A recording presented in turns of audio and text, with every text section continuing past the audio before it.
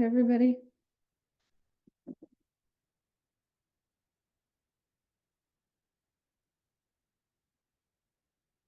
Hey, Conrad, what's up? Hey, Andrea. Hey, Chris. Hello. Hey, Lonnie, what's up? Not much. How about yourself? Not much. Good to see you. Good to see everybody. Hi, Madison. If everybody can do me a favor, can you turn on your cameras if you are in a spot where you can? Obviously, if you're in the car, that's probably not the best spot, but if you can turn it on, that'd be great. See your faces.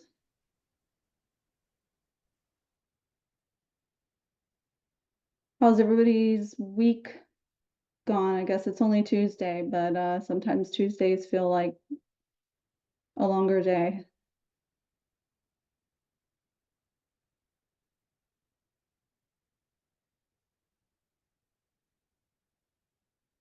We'll give it a few minutes to see who else is going to pop on.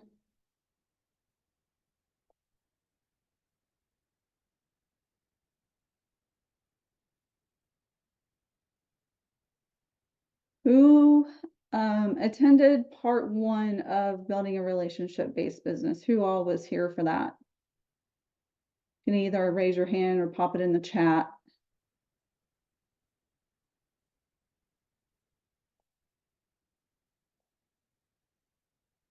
Anybody? None of you were here? Was that part 1? Part 1 of building a relationship-based business. You said you were there, or you were asking what part 1 was? No, I was asking when that was actually conducted. Oh, okay. That was last year sometime. I don't remember when exactly it was held. But I know it was last year sometime. Time has escaped me, so I'm like, I don't even know when that was. Yeah, I definitely didn't Okay. attend that one. Okay, no problem. Did anybody? Maybe that was November 28th, Tasha. Oh, was it? Okay, thank you. Like, I don't even know.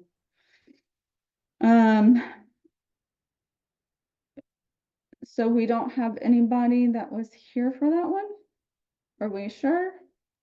I don't think it was possible, Tasha. This is my last week of 180 days, and I was not here for that. Yeah. So we Okay. can't be here for more than 180 days. Right, yeah, no. Okay, well, so we unfortunately did not record that first part 1, but what I was going to do, Conrad, were you going to say something? In my attendance list, Chris was there. Must have been my first meeting. Probably was.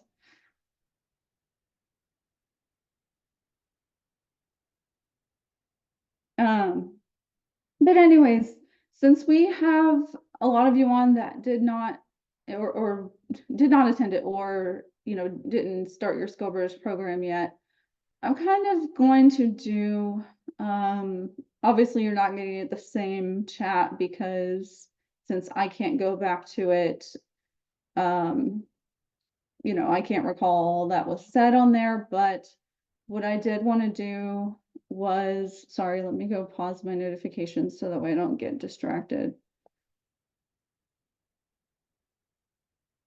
I get a ton of Slack notifications between team items and Scobers, so so since most of you weren't able to be there for that first one, I kind of want to go ahead and recap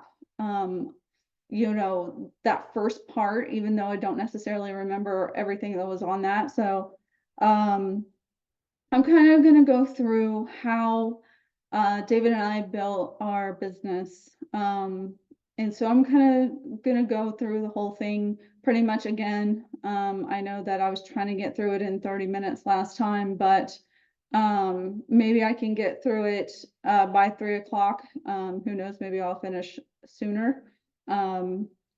So anyways, we'll just see as far as timing goes. But I kind of want to walk you guys through because, you know, we do have some of you that are on here that are licensed already. But you all are, you know, even if you're not licensed yet, you have, you know, that intent to build out your business. You're at the new part of your new career. You are at the, you know, beginning stages of building out your real estate career. And so really setting up your business to get that recurring client base and build those relationships is going to be something that is really, really important. And so I'm going to talk to you today about how David and I were able to do that. So initially we started out in California. And so when we started out in California, we just moved there. When I first started out, I think we had only been there for, I think, less than 2 years in California whenever I first started out my real estate business. And, you know, a story that I tell very often is I started out at KW, and when I was going to their training classes, one of the things that we had to do was during one of the classes, and actually this was even before I was licensed, they were having us do this because anybody could attend the training. So I went and I was, you know, one of the you know, I don't know, little tasks that they had us do, because they're like, okay, everybody go call 10 people and then come back and report to us how that, you know, how your calls went with those 10 people. And I'm just like, oh my gosh, I don't even know 10 people to call here because I'm brand new to the area and we have, you know, barely started to get to know people. So it was just, you know, it was very stressful because I'm like, I don't know what to do. So I ended up just calling my sister and talking to her the entire time because I didn't even know what to do in that instance. And so I tell you that because that's what I was coming from. Basically, my first year, um, you know, I only had like 3 transactions. And so, you know, I didn't make very much income on that first year, but I built up my business from that point in my life to a six-figure income. And so I'm telling you this because if I can do it, I'm an introvert. I really don't like talking to people. As funny as that is, here I am leading a whole Zoom call, right? But, you know, talking to strangers all day is definitely not an introvert's like, you know, first priority. Like, okay, I want to talk to all these strangers every day of my life, right? But I'm telling you this because if I can do it with my personality and everything, because I'm not a typical, you know, realtor. If you are familiar with the DISC profile, most realtors are high D or I's, and mostly not S's and C's. And so that's basically what I am, an SC. I have no D, no I in me whatsoever, and that's usually what a realtor is. So if you're like me and you're on this call and you're like, I'm not really, you know, much of a people person, or I'm not this, I'm not that. That's just something that you're telling yourself because if I can do it, then you can do it. And as much as we, you know, hate to talk all day long as introverts and we're drained by people, we still want to help people. We're great listeners and we can be there for people whenever they do have, you know, concerns, and we can really, you know, tell what people are needing. And so, you know, if you're like me and you're an introvert, you definitely can build this up. But one of the best ways that we built our business is based upon our relationships that we have with our clients. Because as you're building out your business, a lot of realtors make the mistake that they are going to, it's just a transaction by transaction. It's a one and done, see, you know, that's out of sight, out of mind. You're on to the next transaction. And the way you build up your business so that way you don't have to think about, you know, not that you're not going to have to still do activities, but it's going to be a little bit easier once you build up that client base that knows you, likes you, trusts you, and becomes clients for life. Because ultimately that's what we want, right? We want clients for life, people that are going to come back to us and just, you don't even have to think like, oh, is so and so going to use me, or are they going to refer me to people? Not that you don't have to remind people sometimes, but there are going to be these people in your life that you help as clients that will come back to you and they will remember you, and they'll refer every friend they can ever think of that wants to buy or sell real estate, even, thinks about it. And they're going to say, hey, Tasha and David took great care of me, and they'll take great care of you. Or, of course, it would be like, Chris took good care of me, I'm definitely going to refer him. So let's focus on that when we're building out our business. And yes, we all have to make a commission, but when it comes to taking care of the client, you really need to build that relationship, so that way they feel like they can reach out to you at the end of that transaction. And a lot of it is communication, the way you communicate with your clients and the way that you treat them during the transaction. Are you just trying to get that done with so that way you can move on to the next thing? They're going to know that and really be able to tell whether or not you have their best interests at heart. One of the clients that come to mind is our friends now that we built up during the transaction. We were at their wedding. They've been on vacations with us. And I can't say that for every client, but this is just the kind of clients that we really try to build a relationship with. One of the things that they said to us, and they actually didn't tell us this until last year, and we helped them buy, I believe, I want to say 3 or 4 years ago, I believe. I don't know if David's on, he can correct me if I'm wrong. But one of the things that they told us is that when they were looking around for a house, I remember we had just got done seeing it, and afterwards we were telling them, like, it's okay if you guys don't want to place an offer on this home, we can move on to the next one if you want to. This doesn't seem like it's a right fit for you. And they told us that that's the point where they decided that, they could trust us and that they really wanted a relationship. And so that is, was great for me to hear. Because that's something that I just always did as a realtor, is if I don't think something is a good fit for somebody, I'm going to tell them. I don't feel right telling somebody to buy something that I don't think is a good fit. Of course, if they want it, that's up to them, right? But voicing that to clients can really, you're not only gaining their trust, but you're building up that relationship with them. And we care for our clients. We are not just about that transaction. We're about what's their goals? What real estate goals do they have? Even if they're buying a home for the first time, maybe that's not their ultimate goal. Maybe they want to invest in duplexes and multifamily, and maybe they want to, ultimately have this huge real estate portfolio. Or maybe, they want to buy this home and then use it in the future to be able to offset a rental. And so really getting to know them as a person and what their real estate needs are in the long term, you're really future pacing them. I don't know, has anybody heard of that term before? Future pacing? Anybody? No, pretty much nobody. So future pacing it's kind of like what I'm talking about, where you're talking about the future before the future even happens. When I help you buy your next home in 5 years, when I help you buy or sell a home in the next 10 years, when I help you do this. So you're future pacing them to set it in their mind, like, this is what is going to happen when this happens. And so you're already setting that expectation with them that that's what's going to happen.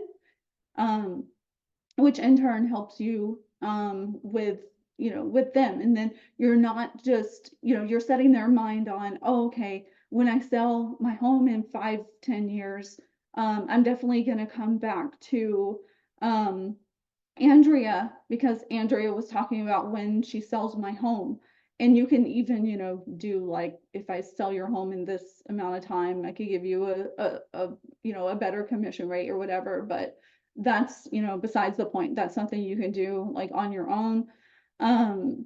But that really helps create just a whole different mindset and gets them thinking, like, oh yeah, like, they can help me after the close. Whatever I need, like, not even real estate resources. Of course, you want to have and build your list of vendor resources. So that way, if clients ask you for a painter, it may sound funny, but it's just, these are things that people really struggle with whenever they're, especially if they're first owning a home. Like, this is a lot for them because they just came from renting. So they need a lot of help when it comes to what, vendors are good and, recommended. Of course, we can't guarantee the work on them, but having that in your back pocket will also help you with the client relationship, with building those relationships outside of just, inside of the transaction, and letting them know, like, hey, I got your back. If you see anything weird, because, this happens to us a lot, actually, where our clients come to us or they send us a picture of a tax bill and they're like, do I pay this? People are freaking out. So you got to explain to them supplemental taxes. If you don't understand it now, you will in future. Just make sure you do understand that. So if your clients do ask you in the future of like, what happens with this, but I've gotten people that, reach out to me and they're freaked out, and, I'm either telling them, of course it's, usually because it's fake and somebody's just trying to spam them, which is horrible. But that can happen. And so, but how are your clients going to know that unless you've, proactively told them, like, hey, you may receive something after the close of escrow. If you want to just send it to me, I can tell you whether or not this is a legit one. And if you need to pay this, because people have sent it like, hey, do I pay this? Is this something I need to pay? I'm like, no, you're good. You don't have to pay that. That was already paid during escrow. You're fine.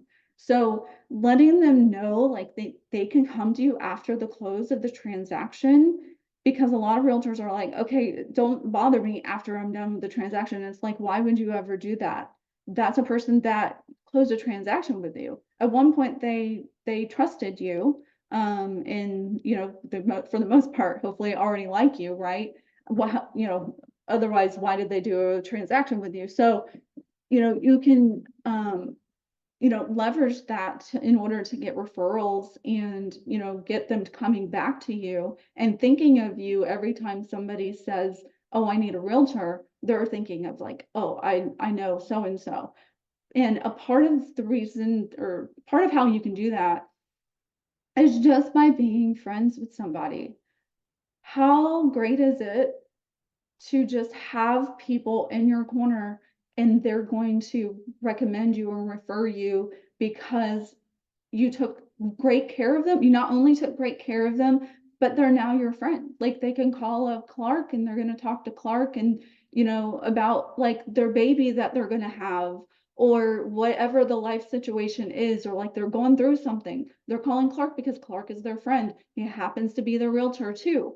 And so that's really the point that we got to in, our business, of where we just treated the people like they're people, and not just, transactionally, and, really building up that relationship while because when you're in escrow, when you're in the home search phase with buyers, that is like the easiest way to build up a lot of rapport. And especially if you have things in common, especially if you have military clients, because this is, that's what they were military clients, those ones in particular. But there's been plenty of other clients that we've just built great relationships with, and we never would have, it's crazy to think, we never would have been friends with them if we hadn't been doing real estate. So some of our best, like, friends and closest friends have been the ones that we've made like during, the whole transaction, the whole escrow process.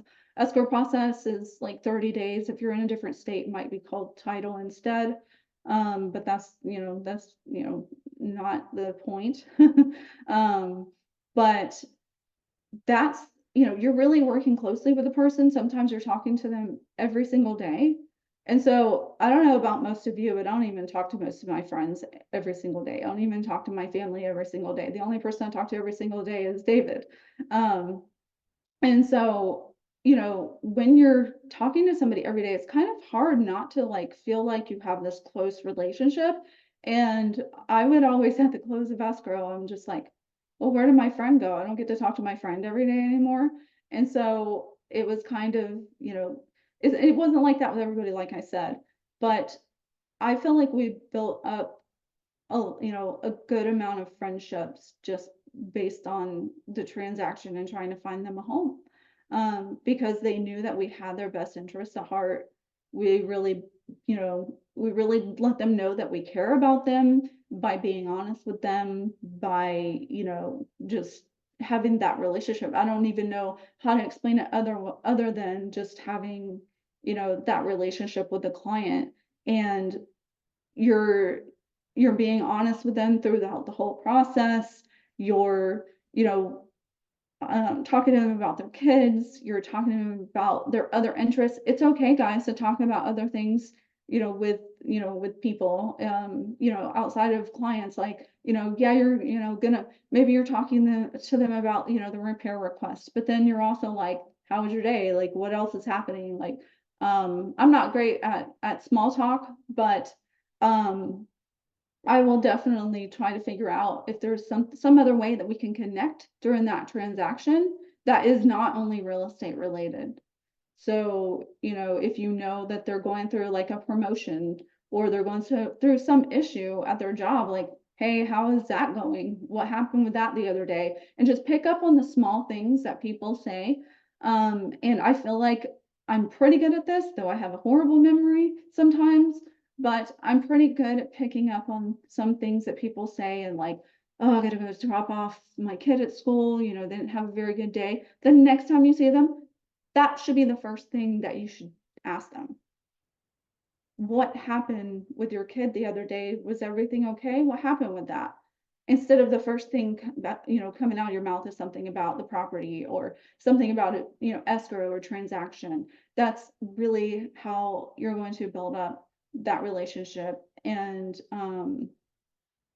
really show the person that because you do care. It's not just a fake care. It's a you really actually care. And you may have to make more of a mental focus on it, but it doesn't mean that you don't care because if you're trying to focus on something like that, it's because you do care. And of course, if you just have this rapport, and of course, like military helping military, you're always going to have that rapport, whether you were both in the Army or both in the Air Force or both in Marines. Like if you're Marines and somebody is Army or somebody's Air Force. Yeah, I know some of you like to make fun of each other. But there's still that common thing in that you have with them that it's going to be like so easy as far as rapport goes because you already have something in common. You already have something to talk about. Oh, where did you serve? Where did you go? When did you join? Blah, blah, blah. Like, so there's a lot of different conversations and rapport that you can build just based upon that. And I know David has done this a lot too, with the clients turned friends that we've had. And so if you can find something in common with somebody, it's a lot easier of a conversation to have rather than, trying to find what your commonalities are. And trying to, force something versus something coming naturally. So, Yeah, I'll jump in real quick if you don't mind. yeah, go ahead. So just poll of you guys, I mean, all of us have military experience here. How many of you guys have had a boss that acted like they cared or the words coming out of their mouth said that they cared but didn't care? Many, many, many years of it, right? And you can tell that, right? Like you can truly tell when a boss shows up and like, hey, how you doing today? I'm all right, sir. Hey, can you do this for me? Right? That's the next thing out of their mouth is the ask, right? Really all they cared about is that your butt's in the seat and you're working, right? It could be you, it could be 10,000 other people. They don't care. As long as there's a butt in that seat and uniform working, they're good.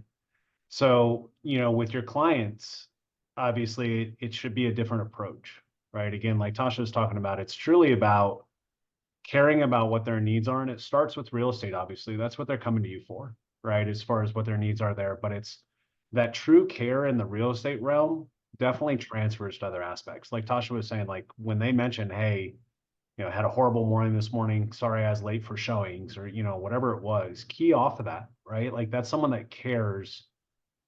That's what someone that cares does, right? Like I'm sure y'all have had the coworkers, if you've ever worked in any office environment at all, or actually really any environment in the military still, You're walking down the hall, the other person, hey, how you doing? What do they keep doing, right? They keep walking. They're not waiting for your response. They don't care. It's just a common passing courtesy greeting, right? Don't be that person that asks your client how they're doing, what's going on in their day, everything else, and not caring, right? If you do that, it's going to be very apparent to them. It's going to turn them off. You're going to be seen as just like 99% of the other realtors out there in the world, that only cares about getting that commission check and nothing else, and doesn't truly care about them as a human, right? So again, you're never going to be everyone's cup of tea when it comes to forming close friendships and all that stuff, right? That's not how the world's built. So we're not either, right? We have not formed super close relationships with every client, right? That'd be very hard to do. But like Tasha said, a lot of our But we definitely tried with a lot of them. we have, right? It's not for lack of trying, but a lot of our best and closest friends have come from real estate, either on the client side or even on the agent side, right? And that's even agents at other brokerages, right? It's not just EXP. Like we've got a close friend of ours that we just got back from being in Hawaii with for EXP training that was with another brokerage, I don't know, 10 something years. And it took us talking for 18 months before he made the switch and joined us. But the reason he joined us when we talked to him is because he could tell that we actually truly cared about him, not about him switching over and joining the company, right? Like we had masterminded with him before, provided values, sought out what he needed. But real estate can be really rewarding when it goes beyond business and when it allows you to form those relationships. I will tell you, if you don't have that in this industry, if you don't incorporate that into your business, it becomes fully transactional, and it can be a very rough roller coaster. There's plenty of days that even we've had in the industry where you end the day and we're like, what the heck are we doing? We just got beat up and this is no fun. And why are we doing this? Right. But then on the flip side, again, Tasha and I'll have the talks and it's like, well, some of our best friends have come from this, right? Like we've helped people out significantly. We've impacted people's lives, both as agents and clients and all that stuff. And so when you do that, again, it gives you that opportunity to form that higher level relationship. It also, at the end of the day, just gives you that opportunity selfishly to feel good, right? When you're helping other people, it's real easy to feel better in life, regardless of what you've gone through in the military or anything else.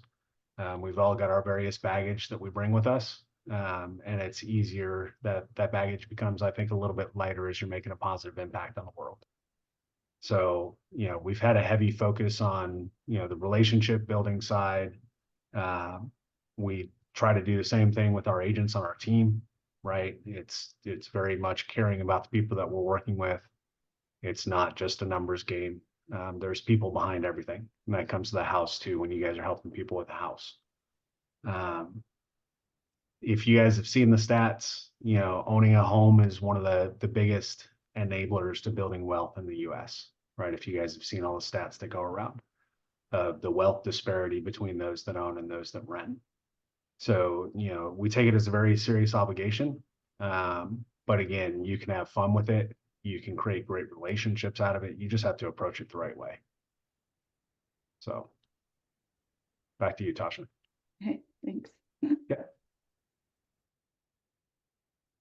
Yeah, I think it's really important to focus on that relationship because the right people will be drawn to you. You'll create this, quote unquote, like fan club of yours where the people just love you. And yeah, it's not going to be very many people usually. But you're going to create this group of people who are just going to be your cheerleaders and cheer you on. And it's one of the best feelings to know that there's certain people where I'm like, we have such a good relationship where I don't even have to think about it. We have some really good friends turned clients. There were a military family. They bought a quadplex in Redondo Beach. And that was at what, 2.2 or something, David? I don't even remember. 2.4. 2.4. Yep. But what they wanted to do was invest in multifamily to start building up their real estate portfolio. And we were able to help them and build such a good relationship with them. Like, we're at their daughter's 1-year birthday party. They come to visit us and stay with us. And so that is, to be invited to somebody's child's birthday party is like the best thing. I was so happy to get that invite, to be able to spend, her one year birthday with her, and obviously spend time with them. And it was a very small group of people. Of course, it was during COVID, so that probably kind of contributed to it. But to be able to, be there with their family, and just a few other close friends that were there. Yeah, I'm thinking back on that. It was basically family and people that they had known, I think, for about 10 plus years. And then we got introduced as their close friend / realtor. Right. And so the family started having real estate conversations with us. The friends started having real estate. It was all of, I don't know, 20 people, Tasha. It's pretty small, Yeah. right, during COVID. So Yeah, but again, like getting that, in, it was so few people. right, doing that, getting invited to past clients' weddings, right, shortly after closing. I mean, again, it's that level of being able to build that relationship, right? And really how you do that again is just caring about the person, finding out what it is they truly need, finding a way to help them, meet that goal, whether it's housing or wealth building or whatever, and putting all financial gain concerns aside, right? The money comes when you serve other people's needs. You don't have to focus on the money. Yeah. So, Yeah, I hardly remember numbers of any transactions because that's just not my focus. David can tell you there's been plenty of times where he'll show me a spreadsheet. This is how much commission we make. I'm like, okay, cool. That's not what it, is focused to me. It doesn't matter. Yes. I mean, all, money matters to all of us, but to me, the relationship matters more. And so that should be your primary focus. And the money is just a benefit, right? And we just really like to focus on them and just whatever they need. That's what we're here for. And whether it's like, especially if you're helping military families, as you guys know, they're moving to a new area. They need, resources. Like, who can I call if I have an emergency? Who's going to babysit my kids? Who's, where can I go to, for a swim in, what hair salon can I go to? What's a good nail place? What's a good this, that, and the other thing? And letting them know of like things that are beyond, them buying the house, and, referrals, and, think about when you were moving to a new area, like, what did you want to know? And, helping that, client out with whatever that they need. And, they're really going to think of you, and the next time that, somebody else needs help, and, really just being that supporter for them, outside of a real estate transaction. We helped a lot of military find rentals because as a military family, we know how, especially moving to Los Angeles, how stressful it could be when people are moving. And I was like, I'm not helping anybody else with rentals. Military is the only one that I'll help well with rentals, because I know what they're going through, and LA is hard. And not that any other place isn't hard, but I knew LA was extra hard. And I was like, I have to help them out because there's a lack of military knowledge. Like, people, you send an LES to an agent, they're gonna be like, what the heck is this? Like, what is this? I don't even know how to read this. And so I can't tell you how many times I've had to have David jump on the phone to explain exactly how that works. And of course I understood it, but he definitely understood it a lot better than I did. So I know the all of the disadvantages that military had with trying to move into an area and trying to understand what the area is and where they should go, and like, oh, I have 3 kids and 2 dogs, and I want to be close to base, and yada yada. So I really built up my client base based on rentals, and there wasn't anything that I wasn't willing to do whenever I first started out. Like, you give me a rental, I would show a rental client like 20 homes. I wouldn't even like you know, of course, I'm not saying there weren't frustrating moments, but I would just do whatever because I knew it was at the beginning of my business. And so that's really how I built my business up too, is just you're not picky when you first start out. You can't be picky when you first start out because you're not going to be able to build your business that way. You can't go from selling zero to selling, you know, of course, some people do, but that's the rarity. You can't go from zero to, you know, selling multi-million-dollar houses. That's just not how it works. You got to build up from the bottom. And, you know, part of how we did that is we took such good care of our rental clients where they would refer us out to people looking to buy because we took such good care of them. And, you know, that's how we got the referrals because we weren't, you know, treating somebody different because they were a rental client versus somebody that's buying, you know, a $400,000 house versus a $900,000 house. We didn't care who you were. Like whatever you need help with, that's, you know, that's where we, you know, that's what we're here for. And we'll help serve you no matter where you're looking at. And I've had, you know, people come to me in the past, well, you know, will you help me? I see you sold mostly $700,000 homes. Will you help me? And I'm like, I don't care if you're selling a 400 or if you want to buy a $400,000 house, like, you know, so in California, 400 was on the low end, but we're helping people the same way we would help like a $400,000 client versus a $2 million client. We're treating you all the same. We're not treating anybody any differently because of our commission split.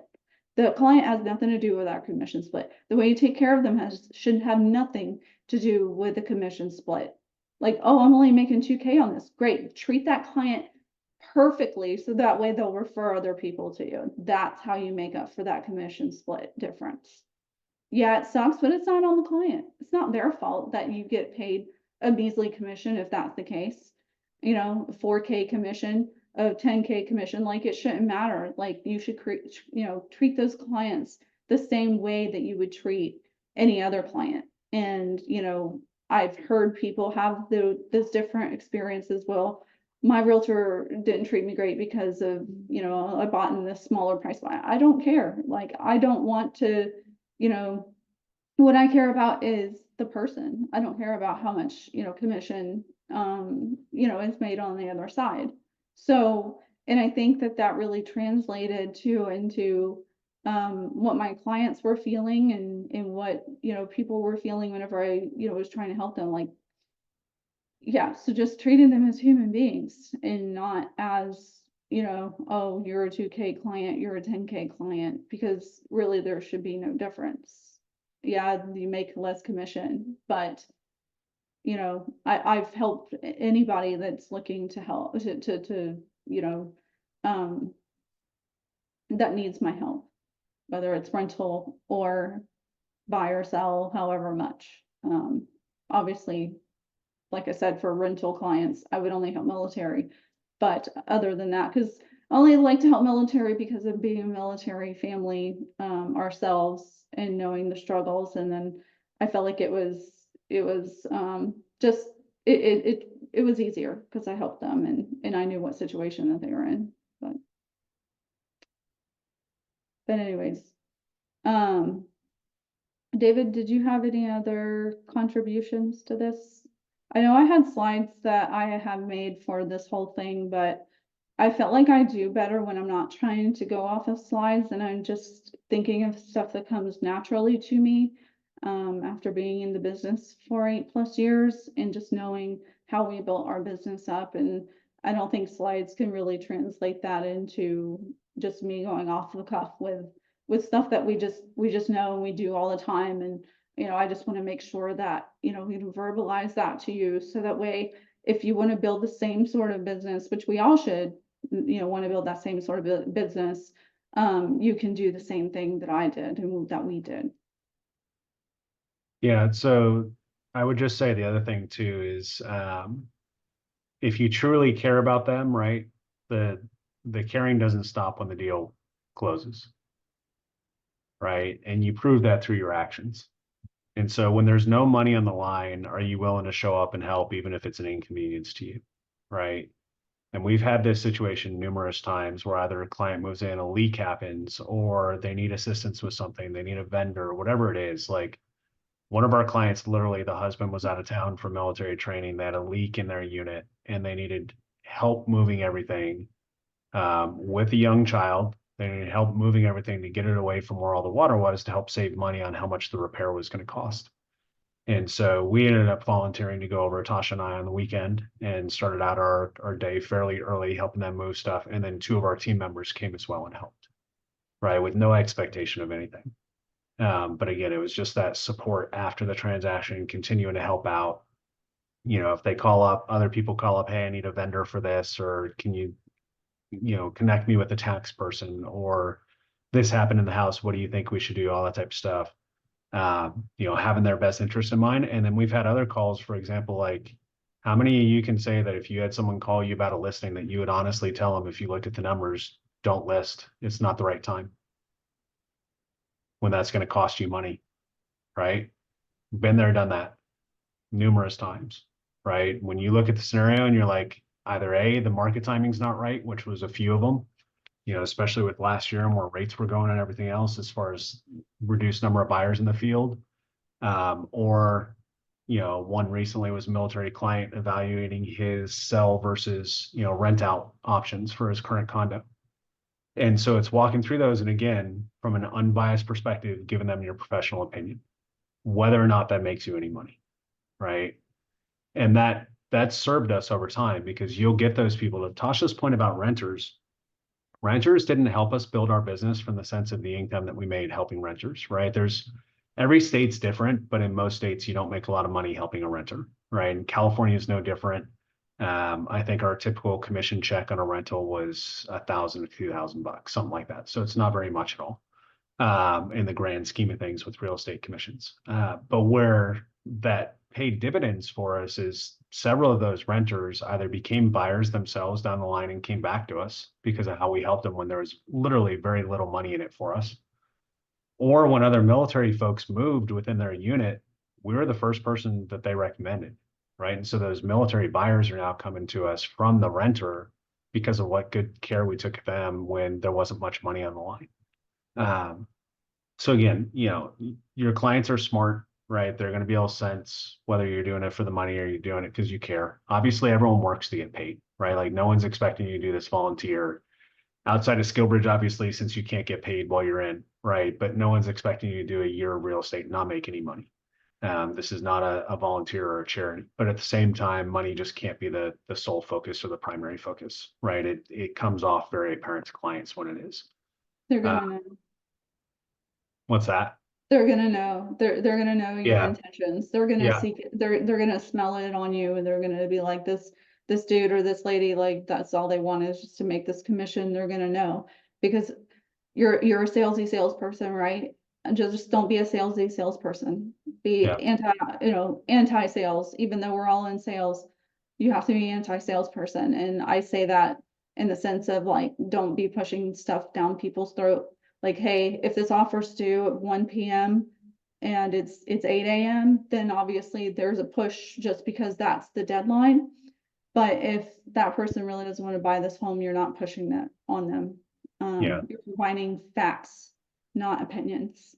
There's a difference between a sense of urgency and being pushy, right? So for anyone, we've got a few on the call, but for anyone on the call that's gone through the interview process with us, join the team, they can attest to the fact one of the things we talk about when we interview and we decide if it's a good fit, and also as we talk about expectations, is we do not want our agents having commission breath, right? Janetta, I see you just pop your camera on.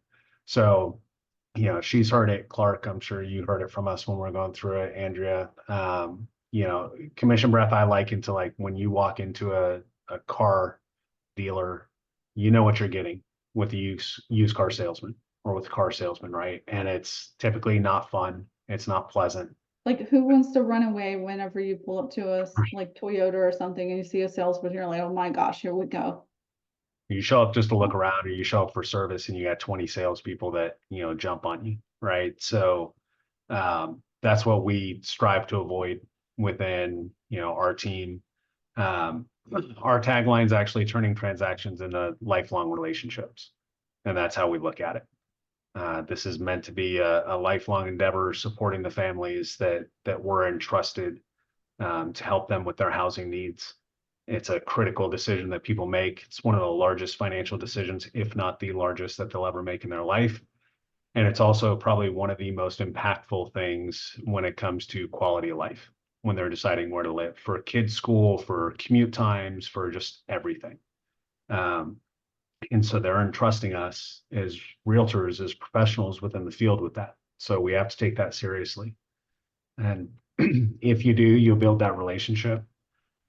Sorry, where clients come back to you, right? I mean, I will tell you, it is much nicer as far as building out your business and when you're trying to get additional business, when it's clients referring people to you, as opposed to, I mean, we still do cold calling. The team knows that there's still a cold calling aspect, right? As you're trying to build bigger, but it's a lot more fun to have a client referred to you and reach out to them, or your friend, that was a client, does a three-way text with someone and says, hey, you needed help with this. This is your person, right? They helped me. They did a great job. Like, it's a lot more fun. It's a lot more of a warm handoff. It's easier, right, than trying to go out there and hit the phones and pull clients out of thin air.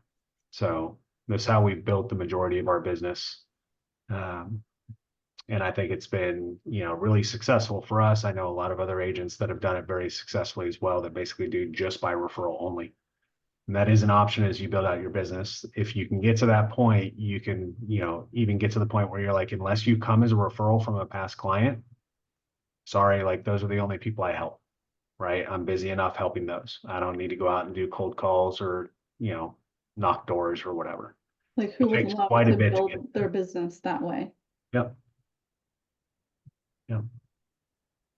So, but yeah, that's all I had from my side on the topic. Again, it's led to a lot of great friendships, a lot of great memories. But I don't know, Tasha, we got 10 minutes left. If you want to open it up, see if anyone has questions to do Yeah, this. let's open it up to questions or comments.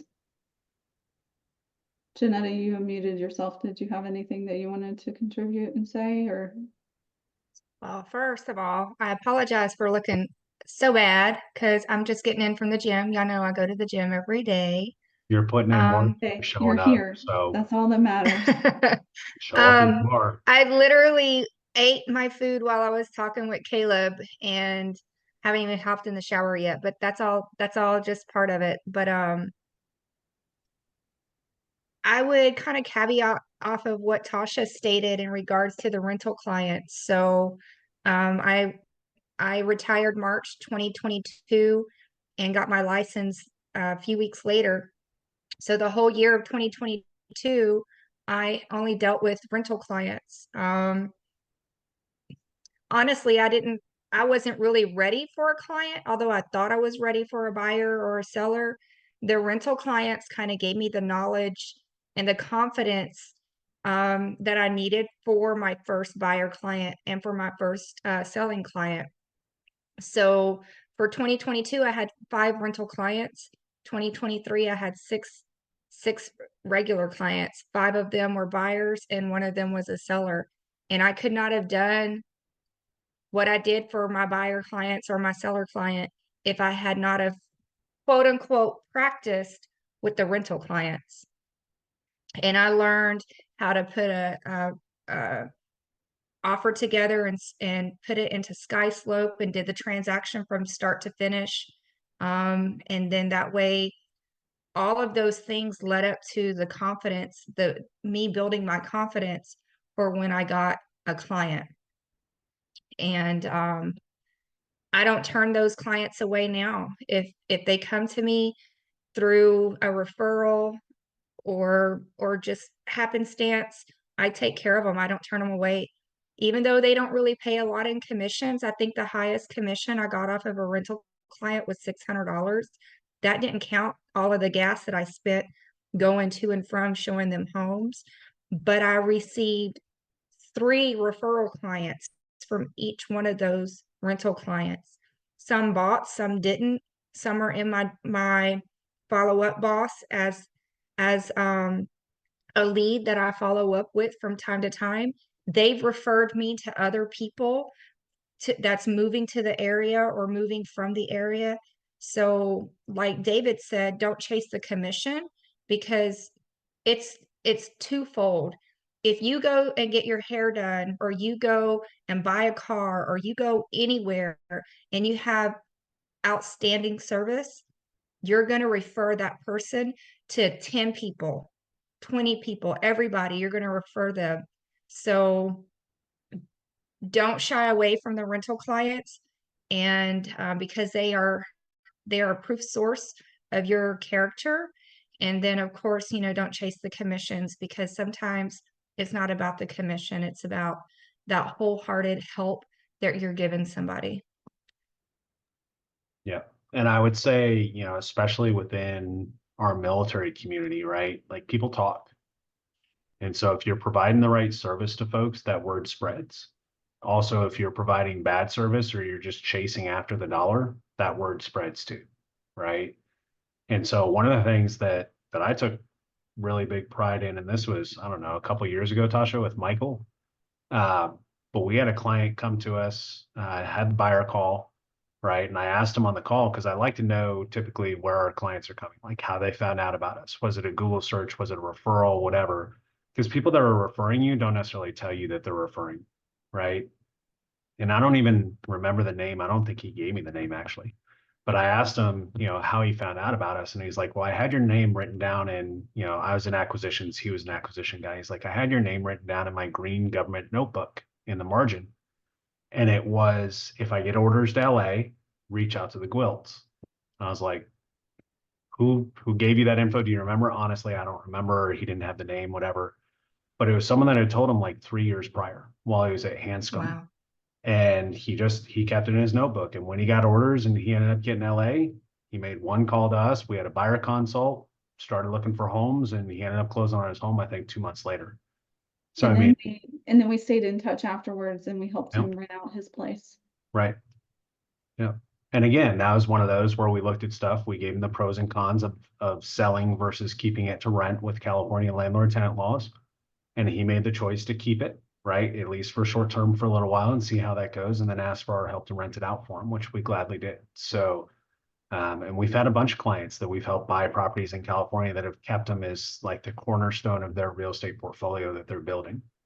Right. Again, the idea is helping them reach their goals. Their goal is not necessarily just buy and sell the house when they move. For some people, that's buying a home and acquiring a home at every duty location, right, to build up that portfolio. So understanding their needs. But with that, appreciate the input, Janetta. Who's got any questions or any other thoughts on how you can apply this to your business, your takeaways, what you're going to go do as you're looking to start to build? David, I literally just had the same exact thing happen 2 weeks ago. Someone that I didn't even have the number saved, friends of mine, referred their nephew to me. He called on a Friday night. On all he said was, "Can you show me some houses?" I'm like, who is this? Yep. Yeah, I appreciate you saying that. And that actually keyed off another thought for me of another scenario. So again, where the relationships are important, how you treat people are important, follow-up is also important, right? So we had a scenario recently and they haven't purchased yet. They've been matched up with one of our buyer's agents to help, and they may or may not purchase soon given the market. But we had one of our past clients that had been in our CRM. We'd been trying to stay in contact with whatever for with Richard, 5 or 6 years, Tasha, something like that. So maybe even longer, I think longer. He was one of your first clients. Mhm. Oh yeah, I know what you're gonna say. Yeah. So like after the transaction, never heard from him, right? Everything's good. No questions, no responses to stuff though either, as far as any texts we sent him, emails, nothing. And then all of a sudden out of the blue, like, so last year, Tasha went on a campaign and sent out to a lot of our past clients a holiday card, right? During the holidays using our send out card system. But And it had our picture on it, and it was Yeah. just happy holidays. Yep. So sent that out, and come to find out, so we get a call from him, again, out of the blue. Haven't heard from this guy in like 7 years. Get a call from him, and it's, hey, my daughter was over for the holidays.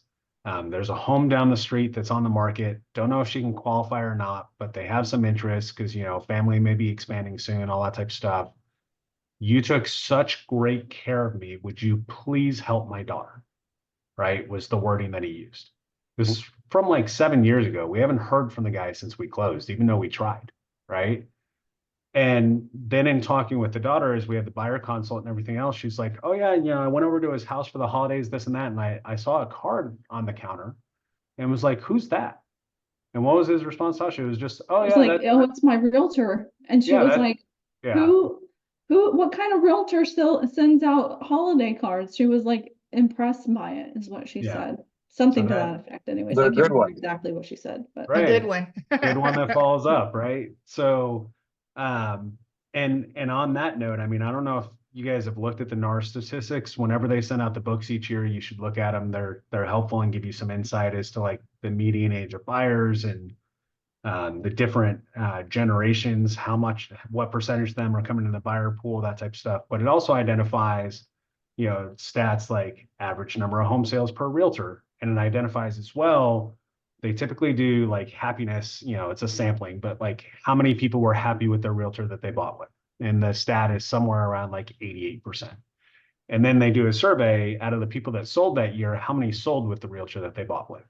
And it's like 10 or 12%. And so you look at that, and there is such a gap between people that are actually happy with the realtor that they use to buy their services and the realtor that they use to sell, as far as who actually retains that as the listing. And it's because most realtors, again, are transactional, right? Once you finish the transaction, they're on to the next one, the next fire to put out, doing their accounting, doing everything under the sun in the business, which you have to do as a business owner if you're not on a team, but they forget about the relationship, right? There's no money attached to it anymore, and therefore it's not a priority, right? And so if you can make that one slight change, which is still caring about the person after closing when there's no money attached, and carrying them throughout the process when there's no money necessarily attached, I think that'll completely amplify your business. It should also change your satisfaction level with being in this industry, because otherwise it is very much a numbers focused, sales focused business. It's very transactional. It's very up and down, and it's a wild roller coaster with the seasons that we go through in this industry. But if you can focus on relationships, at the end of the day, you may feel as though those are more valuable than the commission that you end up getting through real estate. So I know I wouldn't trade any of our good friendships that we have through real estate for any amount of money. So, Facts. yeah. yeah, and to think I almost went into nursing. I wouldn't have known any of these people. Wouldn't even know you, Janetta. It was so weird, like thinking about that. Yeah. That's crazy. Yeah. Yeah, my first listing is the owner of the home that I sold. She's my best friend. She's on my child care plan, and I got sick. She came over. She took care of my kids for me. If she gets sick, I'll go take care of her kid for her. So it's a lasting relationship. Like, she's my sister, and I can't imagine my life being without her. I don't know where I was all these years without her, but she's my sister. I love that. Also, one last, and I don't want to end this on a downer impact, but I do want to put this out there. You will see memes all over the place, Okay, and we'll you get will to you in a second. undoubtedly have it happen to you at one point in time. We've all had it happen to us, or someone you're friends with or close with or a family member does not use you, right? Remember, this is relationship based. They have a decision to make as well when they're deciding what to do. You're probably not the only realtor they know, right? So no matter what, they were going to hurt someone's feelings, and they went with whoever they felt comfortable with for whatever reason. If that is truly a relationship, I wouldn't let that impact your relationship, right? I would get honest feedback and ask why, so that you can try to get better for the future. But I wouldn't let it impact the relationship, and just, again, seek to Honestly, it's serve and help them business. in the future. Yeah. No, it's hard to do, but don't take business decisions personally. It's hard to Yeah. do. It is But- very hard. So, Clark, were you just trying to say bye, or did you have something? Oh no, I was say? gonna say something. Okay. go for it, Clark. I was just making sure, I make appreciate sure you weren't like, peace, like I'm out of here. No. Okay. I was just gonna kind of sum up what you guys talked about in 4Cs, and then really kind of just quick story. I was at the airport. This old dude, probably in his 70s, kind of comes up, and he's like, "Hey, give me your cord so I can charge my phone." And I just looked at him like, you know, he's an old guy, so I was just nice. I was like, okay, hold on, let me unplug my thing, and because he was like, my phone's dying. He just kind of like just old man. So I give him my cord, and I let him plug up his phone, and then he's just looking at me. And he's like, what do you do? And I was just like, well, I'm retiring, and he was like, well, what are you going to be doing next? And I said, I'm getting into real estate, and then he's like, oh, I've done real estate for 50 years. And Oh, so wow. then we get into this conversation, and then he has to go. He's like, I gotta go. Can you just watch my phone? And I was like, okay, cool. The lady sitting across from me is so impressed by the way that I was kind to him, by the way I spoke to him, and by the way I treated him. She gave me her information so I can stay in touch with her because she has kids that are moving into the area, and that, you know, because we were in Florida, I was getting ready to fly out to San Antonio. And so just that simple gesture of her watching me, how I treat somebody, which is just normally what I do, is got me a person that I potentially can lead and be able to talk to and maybe have in my follow up boss for from here on out forever. So I really break it down to 4 C's. The first C is you got to care. If you don't care, you won't even get to the other C's, because that's the part that has to matter enough to you to be able to do it. Then you got to get into the contact. Just think about if you try to touch somebody, what type of effort and a type of awareness you have to even touch them. Yesterday, a lady wouldn't even shake my hand at first, but by the time we ended the conversation, she was shaking my hand. So think about the contact. It's got to be meaningful enough to get to what is the next C, which is the connection. Because that connection, when it's meaningful, they will come back to you over and over again. That's when you find the commonalities. That's when you find the things that you're same person you're interested with. That I get that even just in my conversation with David. David's really good at making the connection, and then boom, we start talking about LeBron and everything else. So, and then finally is the consistency. So today I made about 10 calls, and I reached out to somebody in my sphere that I've known. And because I've made a great connection and I've got good contact with them, something he told me today that sticks out with me. He's like, Clark, what I would love from you is just I love to hear from you. So being a little bit more consistent. He said, but I know you've been busy, you've been deployed, you've been this, you've been that. So it hasn't really bothered me like it does with other people. But I can't tell you enough how much I would appreciate to hear from you more. So that consistency. You may not get that lead this month, next month, 2 months from now, 3 months from now. But the simple fact that you're staying in contact with them, just checking on them, caring enough to listen to them, they'll lead you to just not just business, but to even deeper relationships, which is what we're missing now these days. So I just wanted to say that because I wanted to end on positive, and I just was just killing me not to say something. So I appreciate the time, and I thank you so much. Yeah, I appreciate that input, man. And what I dropped on there while you were saying that, it's a saying that we hear a lot that rings so true, but it's they don't care how much you know until they know how much you care. Right? So otherwise people can come off as a know-it-all or I'm better than you or anything, right? It's all about that connection, that emotion, that contact. So it's huge. Thank you for sharing that, Clark. That was awesome. Yeah, because I think some people that might have like triggered them, like, oh, what do you mean give you my phone cord? Like, what are you gonna demand this of me? There's some stranger walking up to you, right? I probably would have been like you because I'm too nice of a person. I probably would have like, okay, here you go. You doing all right? But yeah, some people wouldn't have reacted the same way. So Especially if it was somebody my age, I probably would not have reacted like that. yeah, because this is an older gentleman. You're Right. like, okay, respect Right. your elders. I feel you. If they were my age, I'd be like, excuse me. And so we Right. probably had some choice words, but you know, but it just, for me, it taught me right then and there, like he clearly needed help and he just didn't know how to communicate. Some people don't know how to communicate. But I just kind of accepted it. I was like, hey, let me help you out. And it was like, there was a younger kid there who was kind of like a little younger. He just kept smiling because he couldn't believe like how that went down. And then the older lady, she was closer to my age, and she just gave me her phone number and stuff like that. So, and now I got her in my follow-up. And see, you didn't even know that by your act of kindness, that would get something out of it. At all. You had no idea. Yeah. You're not like, oh man, if I'm nice to this guy, this person over here can give me their info. Like, you don't know that, right? So And I love what Austin posted, Dale Carnegie, How to Win Friends and Influence People. We have to treat everyone as if they have emotional bank accounts and deposit them. Love that. Thank you for sharing that. That was awesome. So, but I'm glad that you share the 4 C's because I didn't even think about like sharing that. So definitely appreciate you sharing that. I appreciate you showing up to this call, Janetta. Appreciate you as an alumni. So, but other than that, if nobody has anything else, go ahead and end it here.